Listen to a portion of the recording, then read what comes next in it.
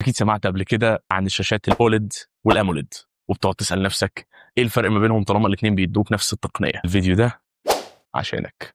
الاول خلينا نقول ان الترتيب الابجدي للحروف مثلا الف ب ت، فالالف بتاع الشاشات الاموليد هي الاوليد، يعني الاوليد جه قبل الاموليد.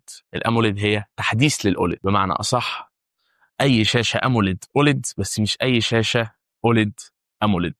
تمام. الفرق ما بينهم بسيط، الاثنين بيقدموا اغلب المميزات، بس نقدر نقول ان الاموليد عليها تعديلات شويه في سرعه التردد، في ذكاء البكسل نفسه. يعني الشاشه نقدر نقول انها بيبقى فيها عقل، تقدر تتصرف اكتر وتتعامل احسن من الشاشات الاوليد. يعني نقدر نقول ان شاشات الاموليد انسب للالعاب، انسب للحاجات اللي فيها رد فعل اسرع، انسب للموبايلات. حتى لو تاخد بالك هتلاقي ان اغلب الشاشات اللي بتيجي اوليد في 2025 بتبقى شاشات تلفزيون LCD تيجي بتقنيه الاوليد، عشان ما بيبقوش محتاجين قوي ان هم يحطوا الاموليد ومميزاته، لانها بتبقى موجهه للتليفونات اكتر، لاستخدام التليفونات اكتر. معلومه على السريع، لو عجبك الفيديو ما تنساش تعمل لنا لايك وكومنت وسبسكرايب. كان معاكم حازم تك فيو، السلام.